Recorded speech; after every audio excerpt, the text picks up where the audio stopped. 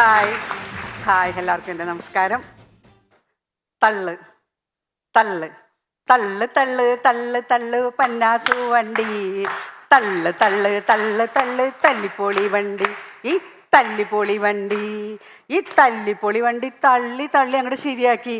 തള്ള് അടിപൊളിയാണല്ലേ.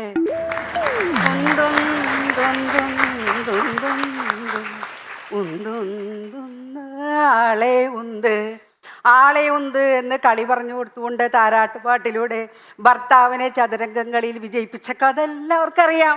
അതിലൂടെ കൃഷ്ണഗാഥ എന്ന കാവ്യം ലഭിച്ചു ഇല്ലേ? ഉന്ത് കൊള്ളാലേ. ഉന്തം തള്ളും. ഞാൻ സോഫി പോളി, വരദാനങ്ങളുടെ നാടായ ഇരിഞ്ഞാലക്കുടയിൽ നിന്ന് വരുന്നു. ഈ തള്ള് ഞാൻ എടുക്കാൻ കാരണം എൻ്റെ കൊച്ചുമോനെ ഇബന. അവൻ വന്നിട്ട് എന്നോട് ചോദിക്കുക, അമ്മാവേ എൻ്റെ അമ്മ എന്നെ പോലെ ആയിരുന്നു ചെറുപ്പത്തിൽ നിന്ന്, പിന്നെ നിന്നെ പോലെ ഒന്നും ആയിരുന്നില്ല, നല്ല അനുസരണ ഉണ്ടായിരുന്നു, എഴുതാൻ പറഞ്ഞ എഴുതും, പഠിക്കാൻ പറഞ്ഞ പഠിക്കും. എത്ര മാർക്ക് വാങ്ങി നിൻ്റെ അമ്മ പാസ്സായിന്നറിയാമോ? ഈ ഷെൽഫിലിരിക്കുന്ന ഈ മെഡലും കപ്പൊക്കെ നിന്നെ അമ്മയ്ക്ക് കിട്ടിയതാന്ന് പറഞ്ഞപ്പോൾ അമ്മാമ്മയുടെ ഒരു തള്ളു കണ്ടില്ലേ? അപ്പം എനിക്ക് ഞാൻ എൻ്റെ മനസ്സിൽ കോറിയിട്ടു അടുത്ത കണ്ടന്റ് എൻ്റെ തള്ളൽ. അങ്ങനെ ഉന്തും തള്ളും അങ്ങോട്ട് എടുത്തു. ഈ ഉന്തും തള്ളും പലവിധമുണ്ട്. കണ്ണുകൊണ്ട്, വായ കൊണ്ട്, കൈ കൊണ്ട്, ശരീരം കൊണ്ട്. പിന്നെ ദൈവം അനുഗ്രഹിച്ചുന്ന തള്ളൽ അതെല്ലാവർക്കും ഉള്ളതാണ്. ഞങ്ങൾ കോളേജിലൊക്കെ പോകാൻ ബസ് കാത്തുക്കുമ്പോൾ കുറച്ച് പൂവാലന്മാരൊക്കെ ഇങ്ങോട്ട് വരും. വന്നിട്ട് നിന്നിട്ട് ഇതിങ്ങനെ കണ്ണ് തള്ളിയൊരു നോട്ടാ. അപ്പം പെൺകുട്ടികൾക്ക് തോന്നും ഇവർ നോക്കണുണ്ടോയെന്ന് അറിയണമല്ലോ. അപ്പം പെൺകുട്ടികളും ഇങ്ങനെ കണ്ണ് തള്ളിയൊരു നോട്ടം. രണ്ടുപേർക്കും സന്തോഷമായി. ഇതൊക്കെയായിരുന്നു അന്നത്തെ ബസ് സ്റ്റോപ്പിലെ ചില സംഭവങ്ങൾ. ഇന്നിപ്പോൾ അങ്ങനെയൊന്നും അല്ലല്ലോ. സ്ട്രെയിറ്റ് ഫോർവേഡാണ്. നേരെ ചെന്നങ്ങ് തള്ളിക്കൊടുക്കുക അല്ലേ? പിന്നെ ആൻസർ പേപ്പർ കിട്ടുമ്പോൾ ഉള്ള കണ്ണ് തള്ളൽ അന്നത്തെ കാലം പോലെ തന്നെ ഇന്നും അല്ലേ? അതിനൊരു മാറ്റം വന്നിട്ടില്ല. ആൻസർ പേപ്പർ കിട്ടുമ്പോൾ എല്ലാവരെയും കണ്ണ് തള്ളാറുണ്ട്. അത് ശരിയല്ലേ? പിന്നെ പുള്ള് എന്ന് വെച്ചാൽ തള്ളാന്നറിയാം, പുള്ളെന്ന് വെച്ചാൽ വലിക്കില്ലാന്നറിയാം. പക്ഷെ ഒരു ഹോട്ടലിൻ്റെ മുന്നിൽ ചെന്ന് നിൽക്കുമ്പോൾ പുഷേണ്ടത് ഏതാ പുള്ളേണ്ടത് ഏതാന്ന് നമുക്കറിയില്ല. ആകെ കൺഫ്യൂഷനായിട്ട് അങ്ങ് നിൽക്കും. ഈ ബുഷിൻ്റെ കാര്യം പറഞ്ഞപ്പോഴാണ് ഞാൻ അമേരിക്കൻ പ്രസിഡന്റ് ബുഷിൻ്റെ കാര്യം എനിക്ക് ഓർമ്മ വന്നത്. 2006 മറ്റോ ആണെന്ന് തോന്നുന്നു. ഞാൻ അമേരിക്കയിൽ പോയപ്പോൾ എൻ്റെ ഫ്രണ്ടിൻ്റെ വീട്ടിലാണ് താമസിച്ചത്. ഫ്രണ്ട് ബുഷും നെയ്ബേഴ്സായിരുന്നു. ആ കെയർ ഓഫിൽ അവരെന്നെ ഡിന്നറിന് വിളിച്ച് ഞങ്ങൾ വൈറ്റ് ഹൗസിലേക്ക് അങ്ങോട്ട് ചെന്നു. ഒരു സ്വർഗത്തിൽ ചെന്നിറങ്ങിയ പോലെ ഫീലിങ്ങാ. അകത്ത് കിടന്നു, ഡൈനിങ് ഹോളൊക്കെ കിടന്ന് തിളങ്ങ. അപ്പോഴാണ് ഞാൻ ശ്രദ്ധിച്ചത് അതിൻ്റെ വാതിൽ ചില്ലിൻ്റെ അവിടെ പുഷൊന്നും പുള്ളൊന്നും എഴുതിയിട്ടില്ല. ഞാനപ്പം എൻ്റെ കൂട്ടുകാരത്തിയോട് പറഞ്ഞു, അവിടെ പുഷും പുള്ളും ഇല്ലല്ലോ. ഇത് കേട്ടപ്പോൾ ബുഷ് വിചാരിച്ച് ബുഷിനെ അന്വേഷിച്ചതാണ്. അപ്പോൾ ബുഷ് ഇങ്ങോട്ട് വന്നിട്ട് welcome I know Bush what can I do for you madam? എൻ്റെ അമ്മേ ബുഷ് എൻ്റെ മേലങ്ങ് കോരി തെരിച്ചു. ഒരു അമേരിക്കൻ പ്രസിഡന്റ് വന്നിട്ടല്ലേ എൻ്റെ അടുത്ത് സംസാരിക്കണേ. അപ്പം എനിക്കറിയാവുന്ന ഇംഗ്ലീഷിൽ അങ്ങോട്ട് തള്ളിവിട്ടു. there is no push or pull on the door. Oh, that's it. It is crazy. I am always confused every time. That's why I removed it. അത് കഴിഞ്ഞ് എൻ്റെ ഒരു ചെവിയിൽ വന്നിട്ട് പറയാം, ആ പുഷും പുള്ളും മാറ്റിയപ്പോൾ തന്നെ മനസ്സിലായി ഏതാണ് പുഷേണ്ടത് ഏതാ പുള്ളേണ്ടതെന്ന് എനിക്ക് മനസ്സിലായിന്നേ. എന്താലേ എൻ്റെ ഒരു ഭാഗ്യം. പിന്നെ ബസ് സ്റ്റോപ്പിലെ ഉന്തും തള്ളും അത് വേറൊരു ലെവലാ. ബസ് അങ്ങോട്ട് വന്ന് സ്റ്റോപ്പിൽ ഒരിക്കലും നിർത്തില്ല, നീക്കി നിർത്തുള്ളൂ. നമ്മളെല്ലാവരും കൂടി ഓടിച്ചെന്ന ബസ്സിലേക്ക് അങ്ങോട്ട് തള്ളി കയറുമ്പോൾ രണ്ടാൾ ഇങ്ങോട്ട് ഇറങ്ങി വരും. ആരും മാറി കൊടുക്കില്ല. അവർ ഉന്തിത്തള്ളി ഇറങ്ങും, നമ്മൾ ഉന്തി തള്ളി അങ്ങോട്ട് കയറും. കയറി കഴിയുമ്പോൾ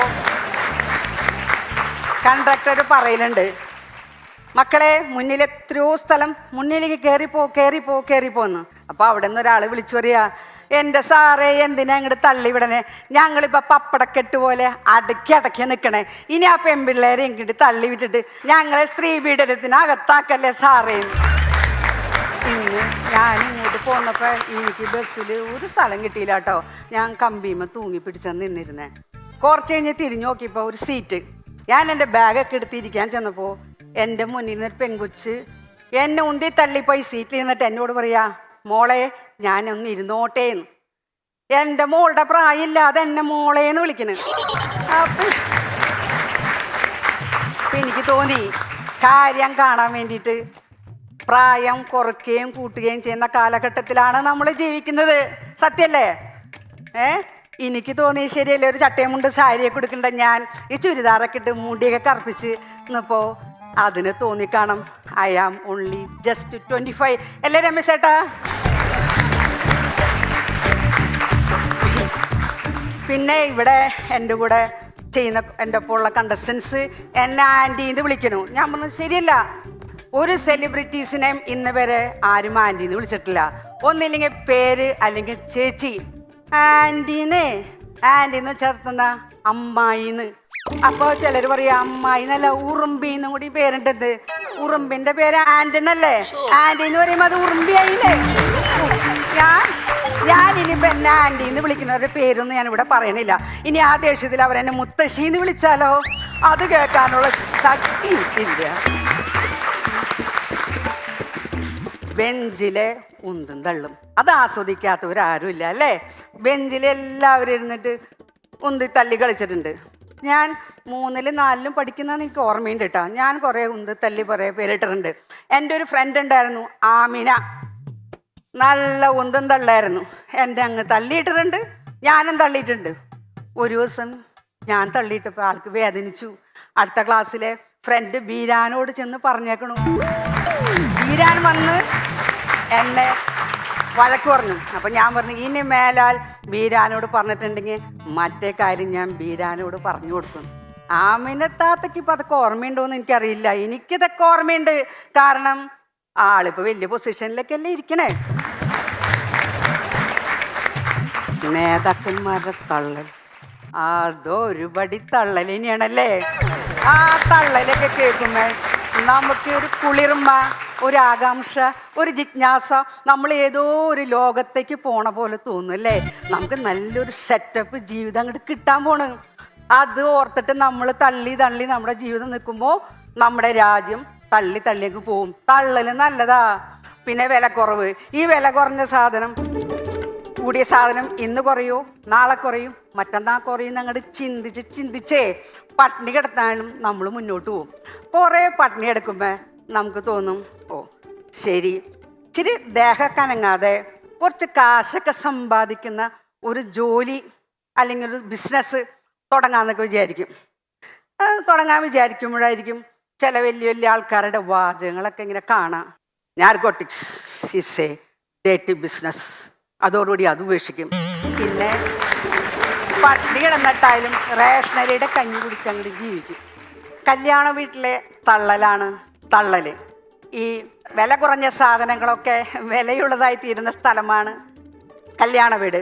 2000 രൂപയുടെ സാരി 5000, 5000-ന്റെ 10000, 10000-ന്റെ 50,000. ഈ കല്യാണം റോൾഡ് ഗോൾഡൊക്കെ ഗോൾഡായി തീരുന്നതും ഈ കല്യാണ വീട്ടിലാണ്. കല്യാണത്തിൽ പെണ്ണും ചെക്കൻ്റെ കല്യാണം നല്ല ഹൈലൈറ്റ്. സദ്യയാണ് സദ്യ. ആ സദ്യ ഈ ഷട്ടർ തുറന്നടക്കുന്ന ഹോളാണെങ്കിൽ സംഭവം ക്ലിയറാണ്. എല്ലാവരും 500 രൂപയുടെ സാരി എടുത്തവരും 50,000 സാരി എടുത്തവരും സ്ത്രീ പുരുഷ ഭേദമന്യേ ഈ ഹോളിൻ്റെ മുന്നിൽ ഹാജരാ സദ്യയുടെ സമയത്ത്. ഈ ഷട്ടറ തുറക്കുമ്പോൾ ഉന്തി തള്ളിയൊരോട്ട കസേര പിടിക്കാനായിട്ട്. അത് കാണുമ്പോൾ തോന്നേ ഒരാഴ്ചയായിട്ട് ഇവർ പട്ടിണി കിടക്കായിരുന്നു. ഐസ്ക്രീമിൻ്റെ അവിടെ സൈക്കിളേട്ടാ. പ്രായഭേദമന്യേ എന്ന് പറയണ പോലെ കുഞ്ഞു കുട്ടികൾ മുതൽ വലിയ അപ്പൂപ്പന്മാർ വരെ അവിടെ ഉന്തല്ല. ഷുഗറായിട്ടുള്ളവരുടെ കയ്യിൽ ഒരു കയ്യിൽ ജിലേബിയും ഒരു കയ്യിൽ ഐസ്ക്രീമായിട്ട് മധുരമുള്ള കാഴ്ചകൾ. ഞാനിപ്പോൾ കുറേയൊക്കെ അങ്ങോട്ട് തള്ളി. ഇപ്പോൾ ഇനിഞ്ഞാലക്കുടയിൽ ഇന്നസെൻറ്റിന് ശേഷം ആരാന്നുള്ളൊരു ചോദ്യത്തിന് 2 പേരുടെ പേരാ ഭയങ്കരമായിട്ട് ചർച്ച കേട്ടോ. ഒന്ന് ടൊവിനോ തോമസും പിന്നെ സോഫി പോളി.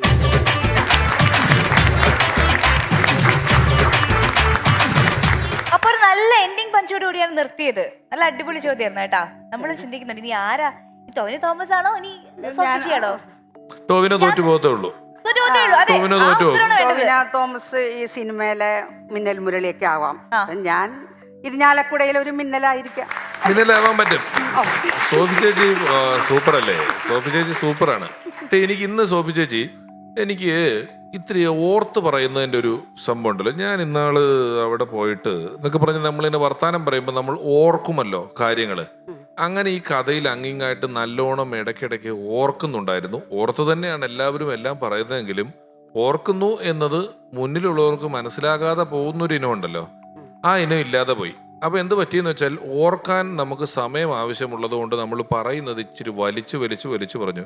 ബാക്കി അത്യാവശ്യം കുറെ വിറ്റുകളൊക്കെ നല്ല വിറ്റുകളായിരുന്നു. ഉറുമ്പിയൊക്കെ എത്തിയപ്പം അങ്ങ് എത്തിയത്.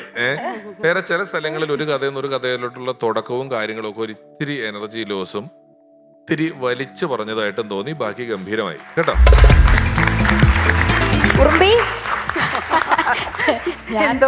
അതെ, ഞാൻ ആദ്യമേ തന്നെ ഈ കഥയൊന്നും അറിയാതെയാണ് ആന്റീനെ കണ്ടാൽ ആലീസ് ആന്റിയോട് കൂട്ടിരിക്കണം കേട്ടോ എന്ന് ഞാൻ പറഞ്ഞത്. ക്ഷമിക്കൂ കേട്ടോ, ചേച്ചിന്ന് ഞാൻ വിളിച്ചോളാം. ആ പോയിന്റ് എനിക്ക് ഇഷ്ടപ്പെട്ടു, ഉറുമ്പി. അപ്പൊ ഞാനിങ്ങനെ ചിന്തിച്ചു, അതെന്താ ഉറുമ്പി എന്ന് പറഞ്ഞ, ഓ ആന്റി എന്നുള്ളതാണ് എന്ന്. അത് കൊള്ളായിരുന്നു കേട്ടോ, അത് അടിപൊളിയായിരുന്നു. പിന്നെ പിഷു പറഞ്ഞതുപോലെ ഇങ്ങനെ ഓർത്ത് പറയുന്നതായിട്ടുള്ളൊരു ഇത് തോന്നിയിരുന്നു. പക്ഷെ കുഴപ്പമില്ല, എന്തായാലും മാനേജ് ചെയ്തല്ലോ. അതിലാണ് എനിക്ക് അമ്മമാരൊക്കെ ഇങ്ങനെ വളരെ സ്മാർട്ടായിട്ടിരിക്കുന്ന ഒത്തിരി ഇഷ്ടമുള്ള കാര്യമാണ്. അപ്പൊ അത് ഓർത്ത് പറയുന്ന ആ ഒരു എഫേർട്ട് ഇടുന്നത് തന്നെ അതിനൊരു നല്ല കാര്യം. ഇത് എത്രാമത്തെ പെർഫോമൻസ് ആണെന്നറിയാമോ? നമ്മൾ ഒരാൾ ഒരെണ്ണം ചെയ്യും, 2 എണ്ണം ചെയ്യും, 5-ാമത്തെ 6-ാമത്തെ 8-ാമത്തെ എന്നൊക്കെ പറയുമ്പോ ഇങ്ങനെ ഐറ്റങ്ങൾ കൊണ്ടുവരികയാണ്. വീണ്ടും വീട്ടുകാരുടെയും കഥയൊക്കെ കഴിഞ്ഞു, ഇപ്പൊ തള്ളല് കഥയായിട്ട് വന്നിരിക്കുകയാണ്. തള്ളലാണെങ്കിലും അതിലും ഒരു ഫാക്ട് ഉണ്ടായിരുന്നു എന്നുള്ളതാണ്. കാരണം കല്യാണ വീട്ടിലെ കാര്യങ്ങൾ പറഞ്ഞാൽ 100-110% കറക്റ്റ് ആണ് കേട്ടോ. കാരണം ചെറിയ വില ഉള്ള സാധനങ്ങളൊക്കെ നമ്മൾ ഇരട്ടിയായിട്ട് കാണിക്കുന്ന ഒരു പരിപാടി തന്നെയാണ് ശരിക്കും പറഞ്ഞാൽ കല്യാണം. അതുകൊണ്ടല്ലേ ഞാൻ കല്യാണം കഴിക്കാത്തത് അല്ലേ? അപ്പൊ അടിപൊളിയായിട്ട് ഇനി ഇതിലും കിടിലനായിട്ടുള്ള പെർഫോമൻസ് ആയിട്ട് വീണ്ടും വിരുമ്പി വരണോ? ഓക്കെ. ശരിക്കും സോഫി ചേച്ചിയുടെ മുന്നത്തെ പെർഫോമൻസ് എന്ന് പറഞ്ഞാൽ ഭയങ്കര വെറൈറ്റി ആയിരുന്നു. നമ്പേഴ്സ് വെച്ചിട്ട് ആരും അങ്ങനെ പെർഫോം ചെയ്തിട്ടില്ല, ചിന്തിച്ചിട്ടുമില്ല. അങ്ങനെ നമ്പേഴ്സ് വെച്ചിട്ടൊരു സ്റ്റാൻഡപ്പ് പെർഫോമൻസ് ആയിരുന്നു കഴിഞ്ഞ പ്രാവശ്യം പുള്ളിക്കാരി ഇവിടെ കാണിച്ചത്. അപ്പോൾ ഇപ്രാവശ്യം അടിപൊളിയായി. ആമിനത്താ അല്ല, ഇടയ്ക്ക് ആമിനത്താത്തിന് കിട്ടിയൊരു താങ്ങിന്ന് തോന്നല്ല. ആമിനത്താത്തയുടെ എന്തോ ഒരു കഥ പുറത്ത് പറയുന്ന പറഞ്ഞൊരു ഭീഷണി ബിരാനിക്കയുടെ ശത്രു കാതിർക്കടേന്ന് നെല്ലിക്ക വാങ്ങിച്ചെന്നില്ലേ? മറന്നുപോയാ? ശരി, അതൊക്കെ തോണ്ടിയുടെ കൊണ്ടിട്ട് ഞാനൊന്നും മറന്നിട്ടില്ല. ആ, അതൊക്കെ എന്നായാലും നന്നായിരുന്നു. രണ്ടായാലും നെല്ലിക്കയാണല്ലോ ഒരു ഇക്കയാണല്ലോ. ചേച്ചി താങ്ക് യു സോ മച്ച്. വീണ്ടും കാണാം. നല്ലൊരു കൈ.